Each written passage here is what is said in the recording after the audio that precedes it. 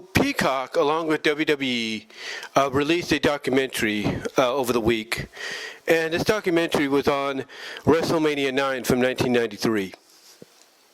And the reason they touched upon it was due to the fact that this weekend WrestleMania is going back to Las Vegas. The only difference is that 32 years ago we didn't have an Allegiant Stadium there. We didn't. We had the College Stadium for the Rebels and everything, as well as the venues, the arenas, but we didn't have basically, an actual stadium or dome, facility for, a wrestling event to take place in. The only notable place that anything took place in when it came to combat sports was Caesar's Palace. And it was mostly the outdoor venue, or the makeshift outdoor venue, because that's what it was. Anytime there was a boxing match of any kind, what would they do? And especially if it was nice out, because it's the desert and everything too. What would they do? They would bring in a bunch of bleachers and grandstands, if you will, to fill up the parking lot. Because that's what it was. That's what Solomon called it. He called it a parking lot that they had WrestleMania took place in. He even called it an indie-rific mud show WrestleMania, if you will, because of how it was set up. And he's not lying. When you look at the aerial view for WrestleMania IX, you look at the beginning of WrestleMania IX, the actual card that came on pay-per-view, you could see that it wasn't your traditional venue to hold a wrestling match. What it was basically the makeshift boxing combat sports arena that Caesar's Palace was known for, but it had the Roman Colosseum-themed aesthetics added to it. And that's what this documentary was about, just going behind the scenes of how this all came about. And they interviewed a lot of people. They interviewed some of the stars, that some of the talent, I should say, that was part of it, in matches and everything. They couldn't get everybody because some are no longer with us. But again, they talked to a lot of people that were part of it talent-wise. They even talked to those that are like the unsung heroes, the producers, the technicians, the sculptors, the architects and all that would put it together. They talked to a lot of people. They talked to Bruce Pritchard, of course, and everything.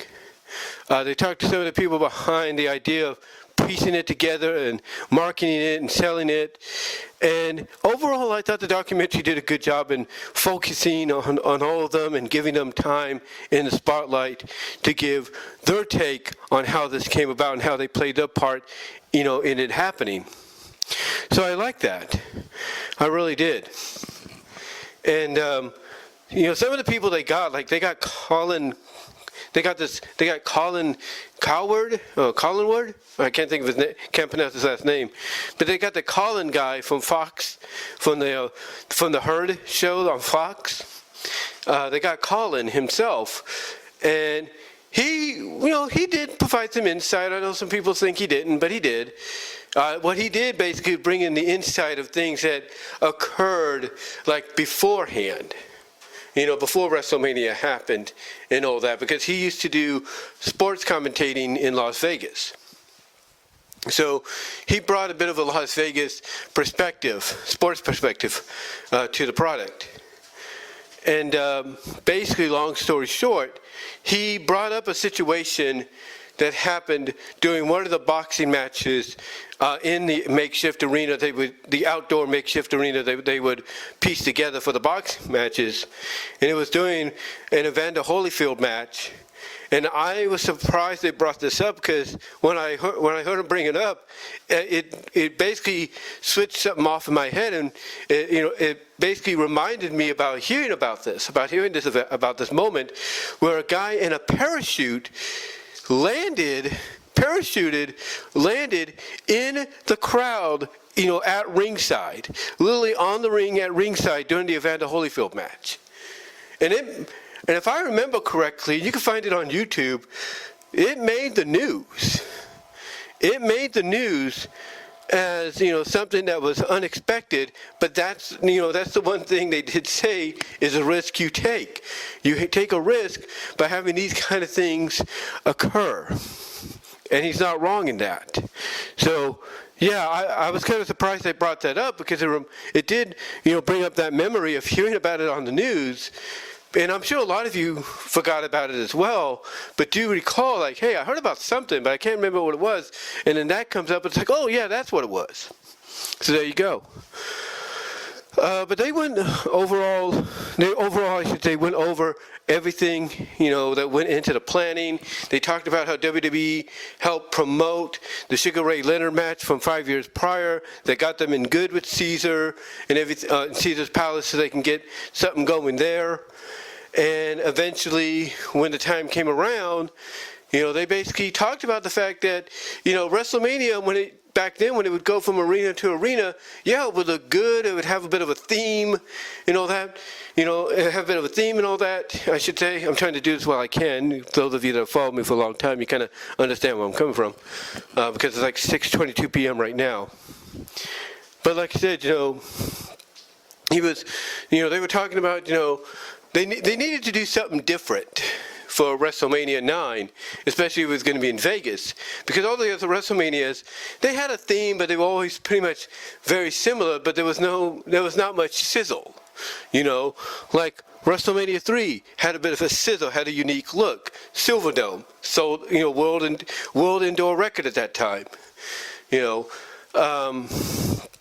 then of course you have, okay, like I said, you have that, you have, WrestleMania, they didn't touch upon this, but WrestleMania 7, Stars and Stripes. They didn't talk about that. That had a theme. So, again, they talked about, how, some of the WrestleManias had a uniqueness to it, but they didn't have, like, a true identity to be like, something that would stand out and say, this is WrestleMania. This is something that only comes once a year. And it's like, that's where WrestleMania IX came in. That's where WrestleMania IX came in. And basically, to them, that set the standard of WrestleMania always having some kind of a theme going forward. Like, there wouldn't be a WrestleMania like we see today if it wasn't for what we had back then. Which is kind of true if you want to look at it from that perspective. Excuse me. But, yeah, they went over everything and how it all came about. They actually got the guy that's in charge, who was a fan himself, but is also in charge of the archives. He's in charge of the archives at WWE, and the archives have like over 7,005. It's like I think they said the archives have about 750,000 plus hours of footage never before seen, at all until now. Until now, especially when it comes to WrestleMania IX. And the reason they say until now when it comes to WrestleMania IX is because of the fact that what we were seeing was a documentary of them, making this happen, because they knew even back then in '93, this is something that's only going to probably happen once in a lifetime and never again. Because they knew after that they would probably go back to regular venues, regular arenas, stadiums, domes, if you will. They knew it wasn't going to be the same anymore. Or, after that, they knew this was going to be a once-in-a-lifetime deal. They knew it wasn't going to be the same anymore after that, or going to be like this, I should say, after that.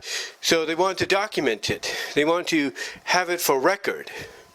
And these tapes were sealed in the archives for a long time because, let's be honest, Vince, whether you liked him or not, would not want any of this out there, but now it's out there. And I'm sure if he's hearing about it, even though he's no longer part of the company, he's pissed.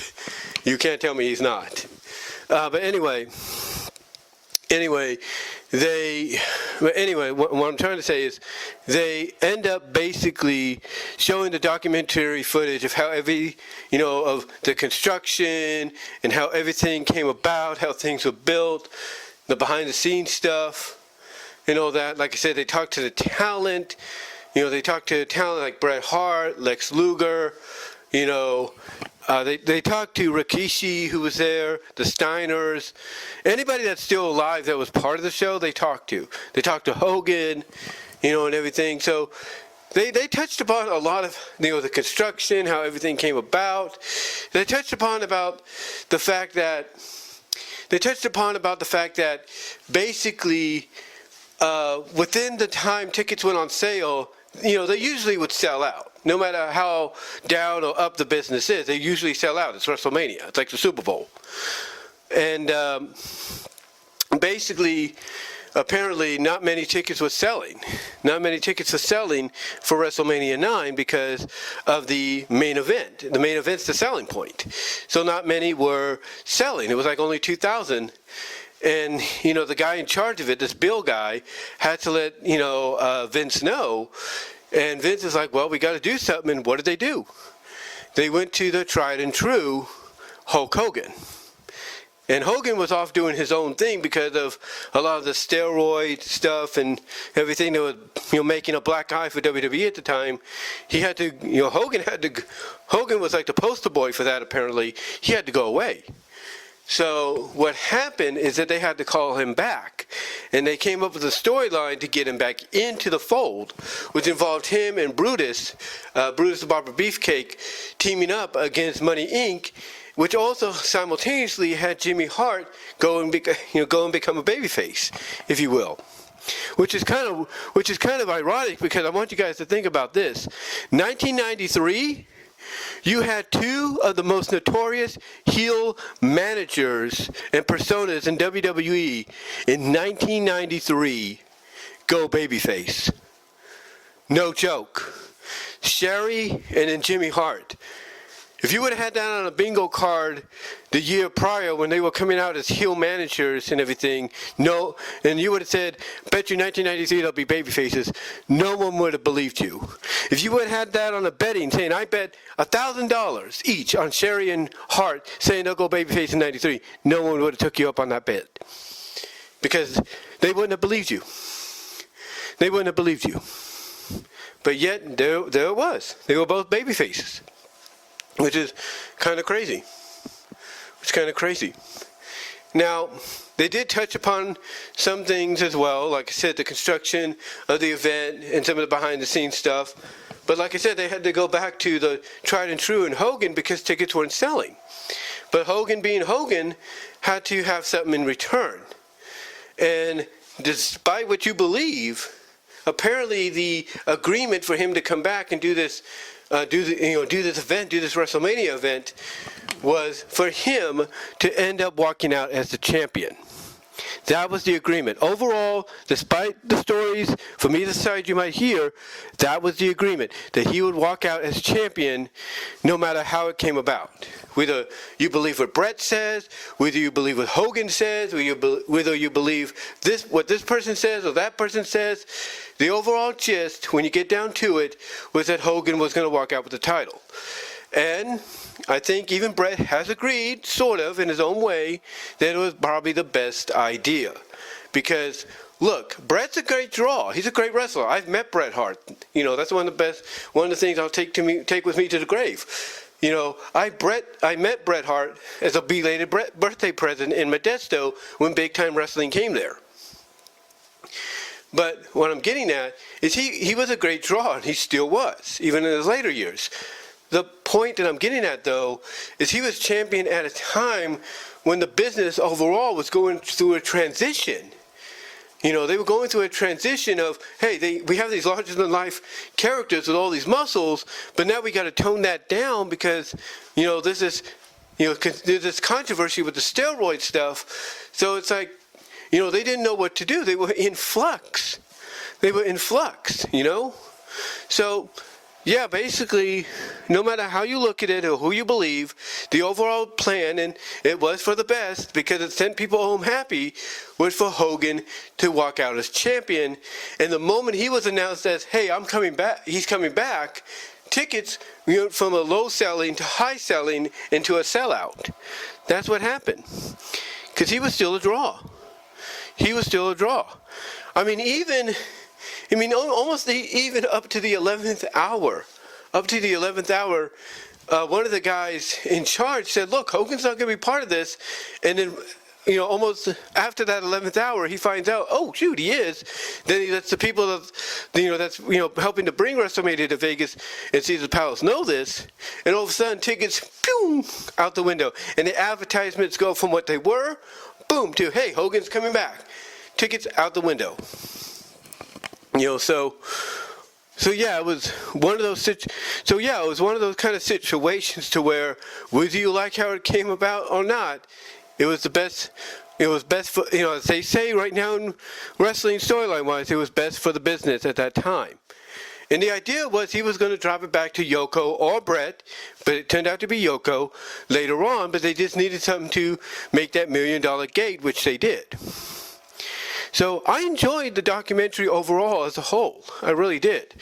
They did touch upon Hogan getting a black eye, and depending on what you believe, on how he got it.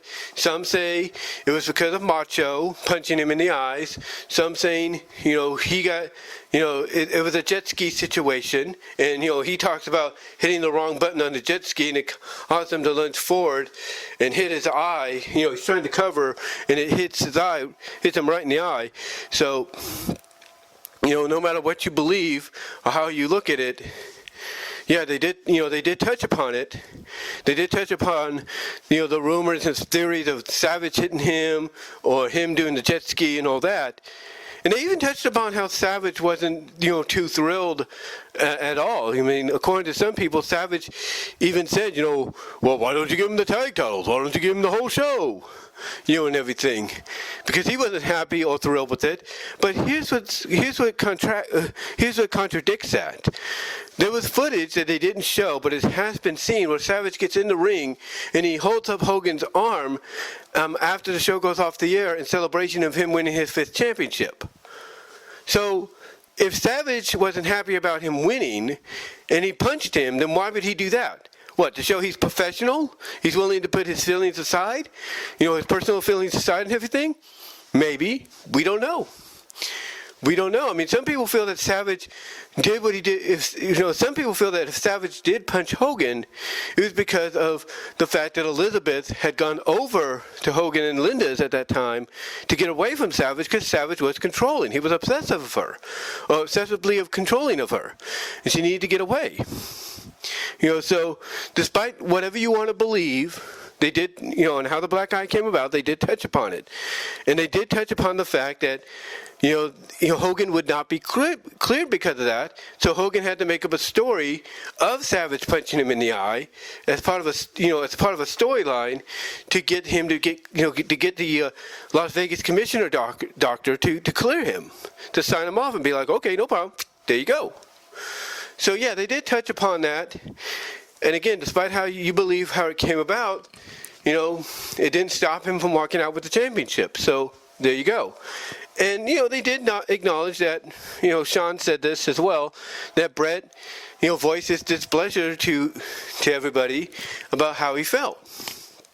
He voiced his displeasure about the outcome, felt he was being betrayed. He even said it in the documentary. He was looking at the footage, looking at the picture, and he said this kind of, just looking at it then, he kind of felt like he was being betrayed. He's like getting a knife stuck in his back, because it was an image of him, Hogan, and Vince and everything.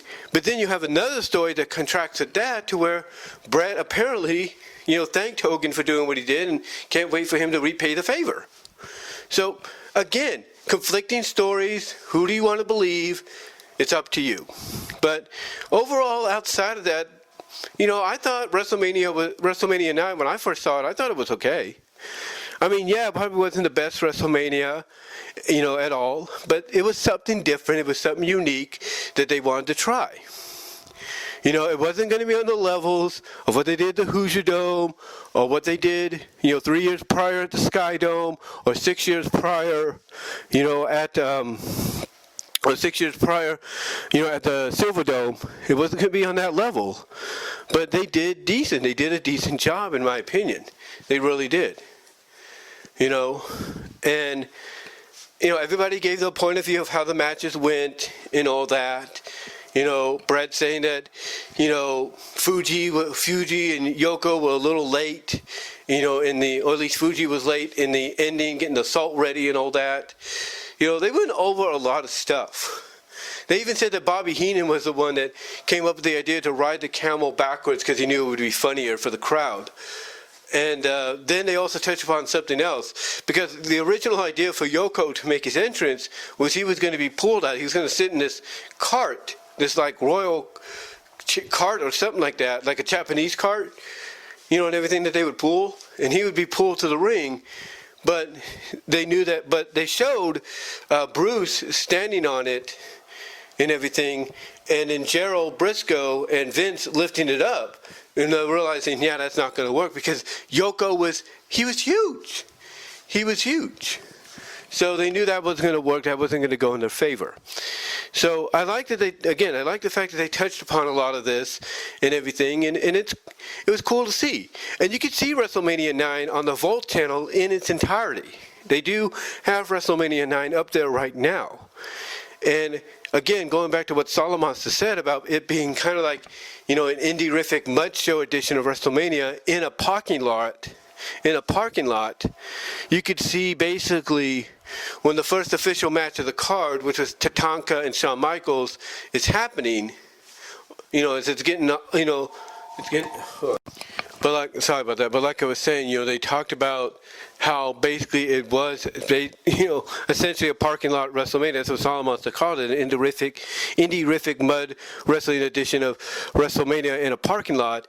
Because, like I said, you could watch WrestleMania 9 on the Vault channel. They have the whole event on the Vault channel. And during the beginning of Tatanka and Shawn Michaels, which was the first official on pay-per-view match for the event, you could see people coming in already. You could see people still filing in and all that. Now they do talk about, because they did talk to Charles Wright, who was Papa Shango, also known as Kama Mustafa, and of course Godfather. Basically, they talked to Charles Wright, and he said he was just happy, even if it was a dark match and everything. And it's the dark match to where it's on YouTube as well, where Jim Ross is being told, hey, you need to say this, you need to say that, and you hear Jim Ross going, okay, Bruce, okay, Vince, I get that, da, da, da. You know, basically, even though it was the dark match and everything, you know, Charles said he was just happy to be part of it in front of his hometown family and friends and all that against Tito Santana. Even though he lost. But yeah, overall, I thought, like I said, I thought the documentary was good. Liked the fact that they touched upon a lot of this and everything. They also touched upon the fact that usually when it comes to the wrestling events, even today, they open up the gates like hours before, and that's just for not just for wrestling, but for any sporting event. They said there, it was almost like 15, 20 minutes before the bell rang. And it's like, what is going on here, you know? You know, and that being the bell ringing for the dark match before anything else. But it's like, what's going on here? So they had to get people in as quickly as they could. The Bill guy even said that he and Linda McMahon were taking tickets. So, yeah, what does that tell you? You know, what does that tell you? Kind of like almost at the 11th second, they were able to pull everything off and get people in there. But like I said, I enjoyed the documentary. I thought it was good. And I hope they continue to do this. I would like to see one on WrestleMania 11. I'd like to see one on WrestleMania 12. Heck, I'd like to see one on WrestleMania 27. I would. I'd like to see one on WrestleMania 10. Wouldn't you? You know, just saying. Just saying. But guys, give me your thoughts overall. What did you think about the event yourselves? Not the event, but the documentary yourself if you saw it. Let me know. Comment down below. Do all the things in the description. Be greatly appreciated. Like the video. Subscribe to the channel. Ring the bell for notification. And until next time, guys, I am out.